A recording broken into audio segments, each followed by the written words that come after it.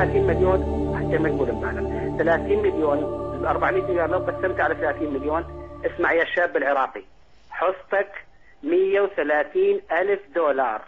انت الرضيع، الشايب، العجوز، الشاب، الشيخ، المتزوج، الأعزب، حصتك 130 ألف دولار. يعني كل عائلة على أقل تقدير كان يدخلها نصف مليون دولار. وين راحت هاي الفلوس؟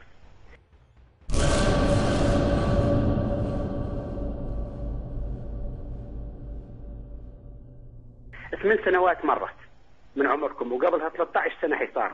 يعني شو وقت تعيشون؟ قولوا لي. اللي كان عمره 10 صار عمره 18، وعلى هذا قيس.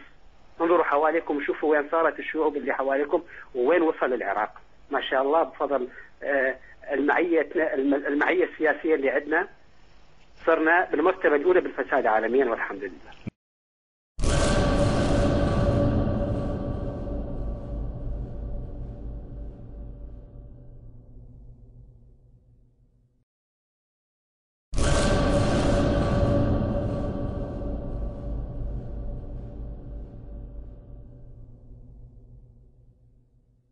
يمكن بعضكم يقول طلعنا وما خلونا، او طلعنا ما سوينا شيء. لا، مو هي هاي الحقيقة. الحقيقة هذا اللي راح تسمعوه.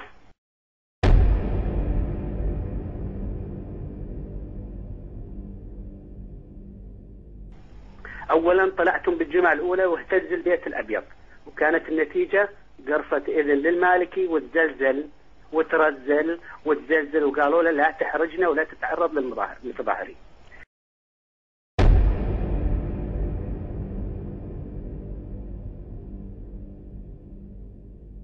2 بس استعديتوا للجمعة الأولى الحرامية نصها طيرت عوائله للخارج، وكلكم شفتوا إلى أي حد المالك تخربطت أموره، إلى أي درجة يعني إلى أنه دز الساعد يشرف على القمع وينطيه التقارير الميدانية من فوق المطعم التركي.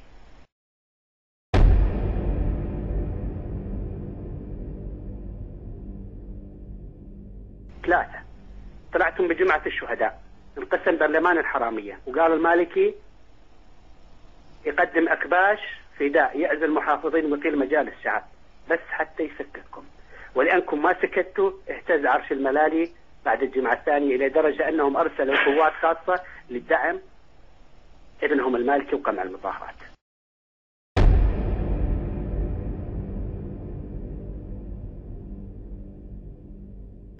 4 اليوم حزب المالكي صار مثل البزونة الخايفة، وتعرفون المثل عندنا شو يقول، البزونة من تخاف تقوم تاكل ولدها. اليوم اللي كانوا يتكرمون بالملايين وأبطال الدولة، وهم معظم العسكريين يعرفون شنو هم، صاروا اليوم بعرف المالكي من أزلام النظام السابق وبعثيين وقتله.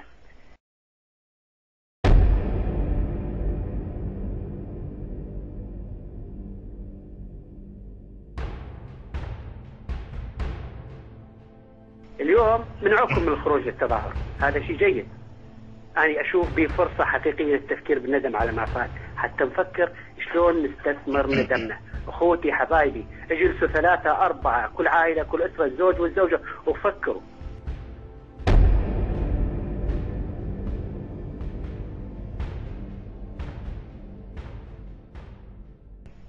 أخيرا أريد أسألكم، يقدر المالكي بكل قواته وكل الحرس الثوري الإيراني يقدر يمنع الأطفال بالمدارس أنهم يغنون كذاب نور المالكي شذاب؟ لا، ما يقدر. يقدر المالكي يوزع ميليشياته على كل ساحات العراق والحدائق؟ مستحيل. مو هو هذا السؤال. السؤال أريدكم تفكرون شلون نبتدع أساليب جديدة نشوش على هذا المرعوب. زيدوا رعب.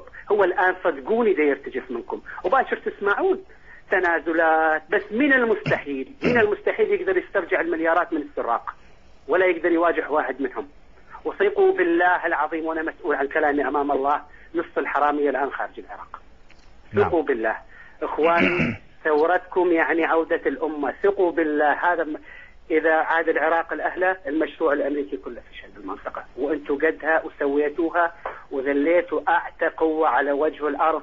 كملوا فضلكم على الانسانيه اخواني، كملوا فضلكم على الانسانيه، واثبتوا انكم احفاد الآشوريين والبابليين وأحفاد الأبطال العظام.